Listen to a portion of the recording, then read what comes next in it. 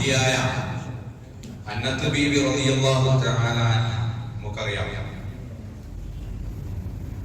മറിയം ബീവി റളിയല്ലാഹു തആല അൻഹയെ ഗർഭിണിയായിരിക്കുമ്പോൾ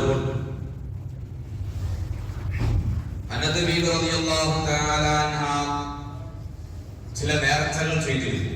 അതിനുശേഷം മഹദിയായ മറിയം ബീവി റളിയല്ലാഹു തആല അൻഹയെ അന്നത്ത് റളിയല്ലാഹു അൻഹ പ്രസവിച്ചപ്പോൾ പരിശുദ്ധമായ ഖുർആനിൽ അല്ലാഹു പറയുന്നുണ്ട്, അവര് പ്രാർത്ഥിച്ചൊരു പ്രാർത്ഥനയുണ്ട്. ഇന്നി സമ്മൈതുഹാ മറിയമ വഇന്നി ഉഈദുഹാ ബിക വദുരിയതഹാ മിനശ് ശൈത്വാനിർ റജീം. അല്ലാഹ്, ഈ കുട്ടിക്ക് ഞാൻ മറിയം എന്ന് പേരിടുന്നു. അല്ലാഹ്, വഇന്നി സമ്മൈതുഹാ മറിയം, ഈ കുട്ടിക്ക് ഞാൻ മറിയം എന്ന് പേരിടുകയാണ്. വഇന്നി ഉഈദുഹാ ബിക വദുരിയതഹാ മിനശ് ശൈത്വാനിർ റജീം. ഈ കുട്ടിയെയും ഈ കുട്ടിക്കുണ്ടാകുന്ന സന്താനമാകുന്ന, അതായത് മഹാനായ റൂഹുല്ലാഹി ഈസാ നബി അലൈഹിസ്സലാത്തു വസ്സലാമിനെയും പിശാചിന്റെ ഉപദ്രവത്തിൽ നിന്ന് നീ കാവൽ, ഞാൻ നിന്നോട് കാവൽ തേടുന്നു അല്ലാഹ്.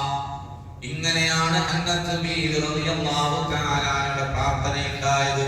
മുഫസ്സിരീങ്ങൾ പറയുന്നതായി കാണാം, മഹദിയായ അന്നത്ത് ബീവിയുടെ പ്രാർത്ഥനയുടെ ഫലമായിട്ട് മഹാനായ റൂഹുല്ലാഹി ഈസാ അലൈഹിസ്സലാത്തു വസ്സലാമിനെ പ്രസവിക്കപ്പെട്ടപ്പോൾ സാധാരണയിൽ പ്രവാചകൻ പറഞ്ഞതുപോലെ ആ കുട്ടിയെ, ഏതൊരു കുട്ടിയും ഈ ഭൂമി ലോകത്തേക്ക് പ്രസവിക്കപ്പെടുമ്പോൾ ആ കുട്ടിയെ പിശാചിന്റെ ഭാഗത്തിൽ കുത്തതിന് കൊടുക്കാറുണ്ട്. അതിൽ നിന്ന് മഹാനായ റൂഹുല്ലാഹി ഈസാ അലൈഹിസ്സലാത്തു വസ്സലാമിനെ സംരക്ഷിക്കപ്പെട്ടു എന്ന് മഹാന്മാരായ മുഫസ്സിരീങ്ങൾ പറയുന്നതായി കാണാം. ഞാനിത് പറഞ്ഞു വെച്ചത്, ഒരു കുട്ടി ജനിച്ചു വീഴുമ്പോൾ സാധാരണ അത് കരയാറുണ്ട്. ആ കുട്ടി കരഞ്ഞില്ലെങ്കിൽ, ആ കുട്ടി കരയുന്നതിന് വേണ്ടിയിട്ട് അതുമായി ബന്ധപ്പെട്ട ആളുകൾ, നഴ്സുമാരോ അല്ലെങ്കിൽ ഡോക്ടർമാരോ ആ കുട്ടിയെ ഒന്ന് തട്ടുകയോ അല്ലെങ്കിൽ ഒന്ന് തല്ലുകയോ ചെയ്യും. കാരണം എന്താ? ജനിച്ച ഉടനെ എന്ത് ചെയ്യേണ്ടതുണ്ട്? കുട്ടി ഒന്ന് കരയേണ്ടതുണ്ട്. അതതിന്റെ ഭൗതിക വശമാണെങ്കിൽ ഹബീബ് മുഹമ്മദ് മുസ്തഫ സല്ലല്ലാഹു അലൈഹി വസല്ലമ തങ്ങൾ അതിന്റെ ആത്മീയ വശവും പഠിപ്പിച്ചു തരികയാണ്. അപ്പോൾ രണ്ട് വശങ്ങളും ഓരോ കാര്യങ്ങൾക്കും ഭൂമി ലോകത്ത് നടക്കുന്നതിനുണ്ട് എങ്കിൽ, ഞാൻ പറഞ്ഞു വരുന്നതിന്റെ ആകത്തുക, ഇന്നെല്ലാവരും പള്ളികളിൽ മഴയ്ക്ക് വേണ്ടി പ്രാർത്ഥിക്കുകയാണ്. ഇന്നെല്ലാവിധ സംഘടനകളും മഹാന്മാരായ സയ്യിദന്മാരും എല്ലാം ഇന്ന് മഴയ്ക്ക് വേണ്ടി ദുആ ചെയ്യാൻ നമ്മളോട് പറഞ്ഞു. പക്ഷേ അല്ലാഹുവിന്റെ പരിശുദ്ധമായ ഖുർആനിൽ അല്ലാഹു സുബ്ഹാനഹു വ തആല മഹാനായ നൂഹ് നബി അലൈഹിസ്സലാത്തു വസ്സലാം തന്റെ സമൂഹത്തോട് പറയുന്നൊരു കാര്യമുണ്ട്. ആ കാര്യം പറയുമ്പോൾ നിങ്ങൾ അല്ലാഹുവിന്റെ തൗഹീദിലേക്ക് നിങ്ങൾ കടന്നു വരണം. നിങ്ങൾ അല്ലാഹുവിലേക്ക് പൊറുക്കലിനെ തേടണം. ഇന്നഹു ഗഫാറ, അല്ലാഹു ഒരുപാട് പൊറുത്തു തരുന്നവനാണ്. വയുർസിലുസ് സമാ അലൈക്കും മിദ്റാറ, നമ്മളിന്ന് ഖുതുബയിൽ പറഞ്ഞതുപോലെ ആ അല്ലാഹുവിനോട് നിങ്ങൾ പൊറുക്കലിനെ തേടിയാൽ, നിങ്ങൾ അല്ലാഹുവിലേക്ക് പശ്ചാത്തപിച്ച് മടങ്ങിയാൽ, അല്ലാഹുവിനോട് ഇസ്തിഗ്ഫാർ ചൊല്ലിയാൽ, യുർസിലുസ് സമാ അലൈക്കും മിദ്റാറ, നിങ്ങൾക്ക് അല്ലാഹു സമൃദ്ധമായി മഴ വർഷിച്ചു തരുമെന്ന് പരിശുദ്ധമായ ഖുർആൻ നൂഹ് നബി അലൈഹിസ്സലാം പറഞ്ഞതായി നമ്മളെ പരിചയപ്പെടുത്തുന്നുണ്ട്. എന്ന് പറഞ്ഞാൽ മഴ പെയ്യാത്തതിന് ഭൗതികമായി ശാസ്ത്രത്തിന് കാരണങ്ങൾ പറയാനുണ്ടാകും. ന്യൂനമർദ്ദമില്ലാത്തത് കൊണ്ടാണ്, അല്ലെങ്കിൽ കാറ്റ് മറ്റൊരു ദിശയിലേക്ക് പോയത് കൊണ്ടാണ്. അങ്ങനെ ഒരുപാട് കാരണങ്ങൾ പറയാനുണ്ടെങ്കിൽ മഴ ഒരിക്കലും ഭൂമിയിൽ വർഷിക്കപ്പെടാതിരിക്കുന്നില്ല. അത് മനുഷ്യന് ഉപകാരപ്പെടാതെ പോകുന്നേ ഉള്ളൂ. നമ്മളൊന്ന് ആലോചിച്ച് നോക്കണം. ഇത്രയും ചുട്ടുപഴുത്ത് നിൽക്കുന്ന ഈ സ്ഥലത്തേക്ക് ഒരു 15 മിനിറ്റ് മഴ പെയ്താൽ ആ മഴ നമുക്ക് ഉപകാരപ്പെടൂല. കാരണം അത്രയും ചൂടാണ് ഭൂമിക്കുള്ളത്. അപ്പോൾ എത്രയോ സ്ഥലങ്ങളിൽ യഥാർത്ഥത്തിൽ ഇപ്പോഴും മഴ പെയ്യുന്നുണ്ട്. അത് മനുഷ്യന് ഉപകാരപ്പെടുന്നില്ല, മഴ കുറയുന്നില്ല. മഴയൊക്കെ ഉണ്ടാകും അല്ലെ, ഗൾഫ് രാജ്യങ്ങളിലൊക്കെ മഴയാണ്, ഉപകാരപ്പെടുന്നതല്ല, പിന്നെയോ ഉപദ്രവമാണ്. അതുകൊണ്ടാണ് നമ്മൾ ദുആ ചെയ്യുമ്പോൾ പറഞ്ഞത് അല്ലാഹുമ്മ അഇസ്നാ, അല്ലാഹുവേ ഞങ്ങൾക്ക് നീ സമൃദ്ധമായി മഴ തരണം, നാഫിഅൻ ഉപകാരപ്പെടുന്ന മഴയാകണം, ഗൈറ ദാർ, ഹബീബ് മുഹമ്മദ് മുസ്തഫ സല്ലല്ലാഹു അലൈഹി വസല്ലമ തങ്ങൾ റിവായത്ത് ചെയ്ത ദുആ ആയിട്ടാണ് ആ ദുആ പറയുന്നത്. പല പണ്ഡിതന്മാരും ഗൈറ ദാർ മനുഷ്യന് പ്രയാസമുണ്ടാക്കുന്നതാകാൻ പാടില്ല, പക്ഷിമൃഗാദികൾക്ക് അല്ലെങ്കിൽ സമൂഹത്തിന് ഉപദ്രവം ഉണ്ടാക്കുന്ന മഴയായി ആ മഴ മാറാൻ പാടില്ല. അപ്പോൾ മഴയ്ക്ക് ഭൗതികമായ കാരണങ്ങൾ ഉണ്ടെങ്കിൽ മഴ പെയ്യാതിരിക്കാനുള്ള ആത്മീയ കാരണമാണ് അല്ലാഹുവിന്റെ പ്രവാചകൻ പഠിപ്പിച്ചു തന്നത്.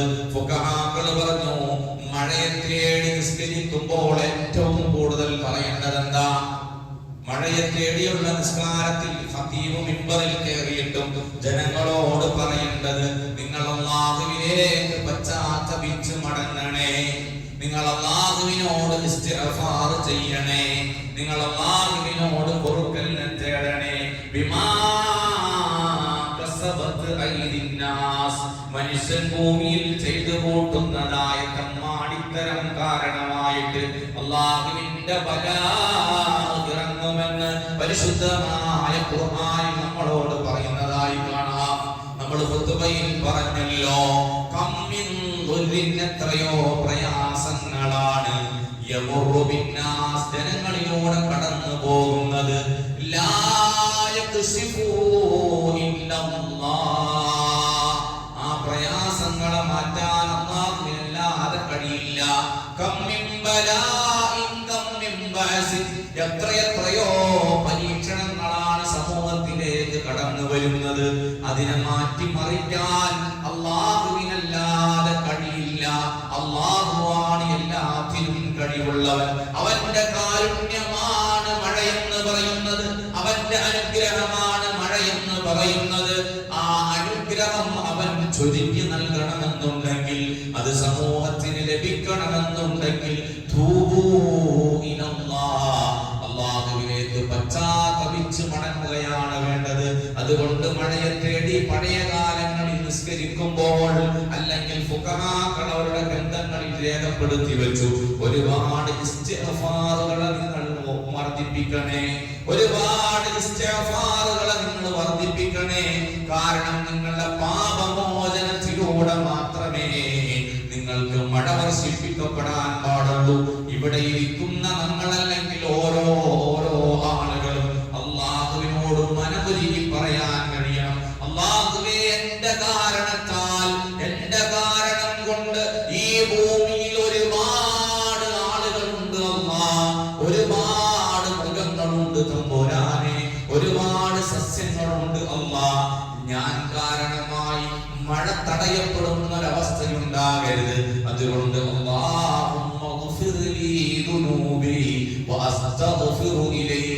നിന്നിലേക്ക് ഞങ്ങൾ പൊറുക്കൽ തേടുന്നു അല്ലാഹ്, നിന്നിലേക്ക് ഞങ്ങൾ പശ്ചാത്തപിച്ചു മടങ്ങുന്നു എന്ന് ഓരോരുത്തർക്കും പറയാൻ കഴിയണം. അതാണ് ഏറ്റവും വലിയ പ്രാർത്ഥന എന്ന് പറയുന്നത്.